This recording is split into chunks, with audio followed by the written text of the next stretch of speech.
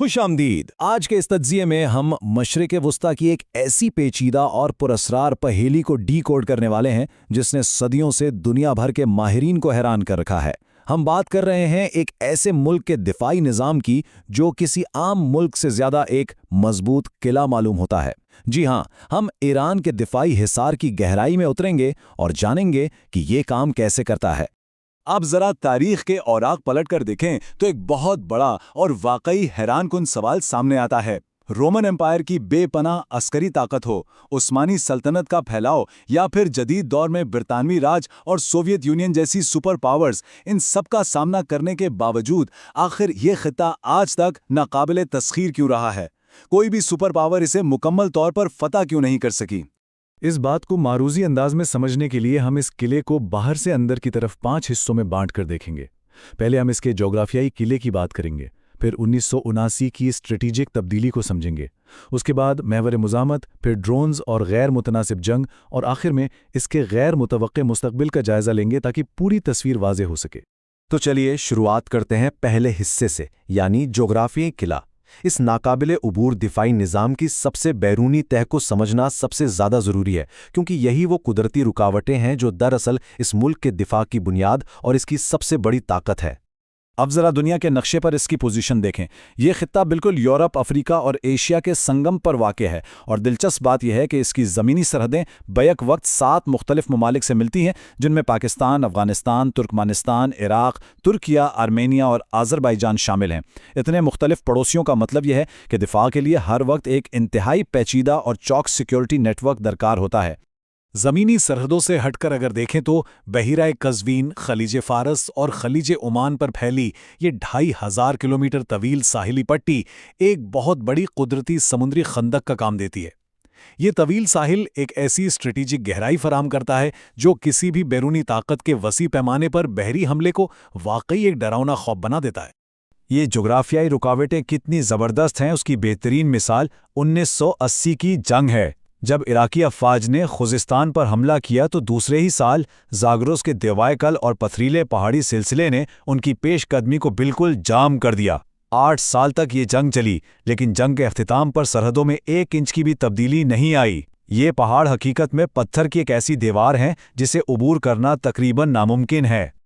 अच्छा, फ़र्ज़ करें अगर कोई जदीद फ़ौज किसी तरह इन बुलंदो बाला पहाड़ों को उबूर कर भी ले, तो आगे क्या होगा? आगे उनका सामना वस्त में मौजूद बेरहम सहराओं से होता है। दश्ते लूत और दश्ते कवीर जैसे सहरा, जहां 2005 में दर्जा हरारत 70 डिग्री सेंटीग्रेड की जानलेवा हद तक रिकॉर्ड किया गया था। इतनी शदीद गर्मी में किसी भी फौज की सप्लाई लाइन को बरकरार रखना अमली तौर पर नामुमकिन है। ये इलाके इंसानों के लिए बने ही नहीं। तभी जोग्राफिया से आगे बढ़ते हैं अपने दूसरे हिस्से की तरफ, यानी 1979 की तस्वीराती या स्ट्रेटेजिक तब्दीली। आइए देखते हैं कि ये जोग्राफियाई हक़ाइक़ किस तरह अंदरूनी तौर पर एक जियोपॉलिटिकल हिफाजती हिसार में तब्दील होते हैं। इस अंदरूनी हिसार को समझने के लिए तकरीबन 9 करोड़ आबादी के इस तकसीम को देखना बड़ा अहम है। यहाँ 62% फ़ारसी, 16% आज़री, 10% कुर्द और 12% बलोच, लोर, अरब और तुर्क बसते हैं।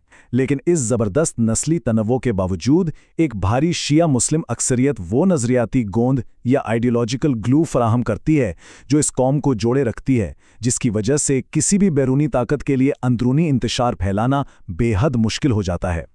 अब आते हैं तारीख़ के सबसे अहम मोड़ पर, यानी 1979 के इनकलाब के बाद आने वाली ज़बरदस्त सिफारती तब्दीली।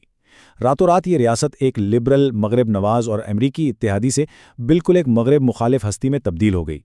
इसराइल से ताल्लुकात ख़त्म और पड़ोसी अरब बादशाहों से भी दूरियां बढ़ गईं। अब चूंकि सुपर पावर की छतरी सर से उठ चुकी थी, तो मुल्क को अपनी बका के लिए तन्हाई को ही अपना हथियार बनाना पड़ा और एक बिल्कुल नई हिकमत अमली वज़ा करनी पड़ी। और इसी नई हिकमत अमली से जन्म लेती है हमारे तज्जिये की तीसरी तह, मज़ाहमती महवर। तन्हाई और मुखालिफ पड़ोसियों के उरूज के बाद ताकत का तवाज़न बरकरार रखने के लिए एक ऐसी हिकमत अमली दरकार थी जो ख़तरात को सरहद से दूर रख सके। ये नया खाका दरअसल मशरिकी वस्ता में फैला हुआ एक कसीरुल मुल्की प्रॉक्सी नेटवर्क है। जैसे फ़िलिस्तीन में हमास, लिबनान में हिज़्बुल्लाह, शाम में फ़ातमियोन ब्रिगेड, इराक़ में बदर ऑर्गेनाइजेशन और यमन में होसी। इस पूरे नेटवर्क को स्ट्रेटेजिक अंदाज में बिछाने का एक ही बुनियादी मकसद है, और वो ये कि किसी भी बड़े तनाज़े या जंग को अपनी सरहदों तक पहुँचने से पहले ही सैकड़ों मील दूर रोक दिया जाए या उलझा दिया जाए। جغرافیہ اور پراکسیز کے بعد اب ہم آتے ہیں چوتھے حصے پر، ڈرونز اور غیر متناسب جنگ۔ یہ وہ جدید ٹیکنالوجی ہے جو ان پراکسی نیٹ ورکس کو طاقت بخشتی ہے اور جنگ کے پرانے اصولوں کو یکسر بدل دیتی ہے۔ یہ اعداد و شمار واقعی حیران کن ہے۔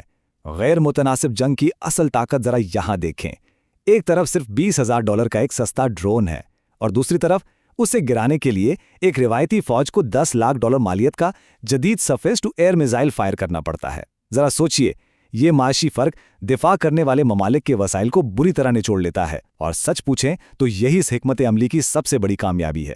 سستے ڈرونز کے ساتھ ساتھ مشرق وسطیٰ میں جدید بیلسٹک میزائلوں کا سب سے بڑا ذخیرہ بھی اسی دفاعی طے کا حصہ ہے۔ 2000 کلومیٹر تک مار کرنے والے ان میزائلوں کا سیدھا سا مطلب یہ ہے کہ پورا خطہ، اہم بین الاقوامی آبی گزرگاہیں اور عالمی طاقتوں کے فوجی اڈے براہ راست ان کی فائرنگ رینج میں ہیں۔ یہ ایک ایسی صلاحیت ہے جو کسی بھی روایتی جنگ کے شروع ہونے سے پہلے ہی مخالفین کو سوچنے پر مجبور کر دیتی ہے۔ لیکن یہ تمام ملٹری اور میزائل ٹیکنالوجی دراصل ایک اور بڑے مقصد کے لیے استعمال ہوتی ہے۔ یہ ملک کے جنوبی ساحل پر بندر عباس کی بندرگاہ سے محض 70 کلومیٹر دور واقع ایک حتمی معاشی ٹرمپ کارڈ کی حفاظت کرتی ہے۔ اس انتہائی اہم آبی گزرگاہ کو ہم آبنائے ہرمز کے نام سے جانتے ہیں۔ اس آب نئے کی اہمیت کا اندازہ صرف اس ایک ہندسے سے لگا لیں، 20%۔ جی ہاں، دنیا بھر کی تیل اور گیس کی سپلائی کا 20% حصہ روزانہ اسی تنگ گزرگاہ سے گزرتا ہے۔ اس راستے کو کنٹرول کرنے کا مطلب ہے عالمی توانائی کی منڈیوں کی شہرک پر ہاتھ ہونا۔ اگر اس راستے کو ذرا سا بھی خطرہ ہو تو پوری دنیا میں معاشی بحران آ سکتا ہے۔ یہ ایک ایسا زبردست عالمی معاشی ڈیٹرنٹ ہے جس کا رسک لینا کسی اکیلے ملک کے بس کی بات ہی نہیں۔ اب آتے ہیں اپنے تجزیے کے 5ویں اور آخری حصے کی طرف، غیر متوقع مستقبل۔ ان تمام ناقابل تسخیر پہاڑوں، وسیع صحراؤں اور جدید ہتھیاروں کے باوجود اب ذرا اس نظام کی موجودہ کمزوریوں اور مستقبل کے چیلنجز کا بھی حقیقت پسندانہ جائزہ لیتے ہیں۔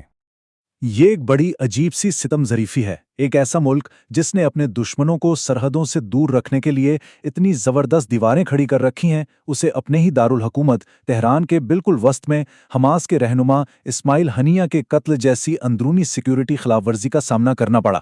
یہ حالیہ واقعہ ظاہر کرتا ہے کہ اس وسیع اور بظاہر محفوظ نظر آنے والے دفاعی نیٹ ورک کے اندر بھی کچھ غیر متوقع اور کمزور پہلو موجود ہیں، جہاں بیرونی حصار مضبوط ہونے کے باوجود اندرونی دراڑیں پڑ سکتی ہیں۔ ان تمام حقائق کو دیکھنے کے بعد آخر میں ایک بہت اہم سوال ذہن میں ابھرتا ہے۔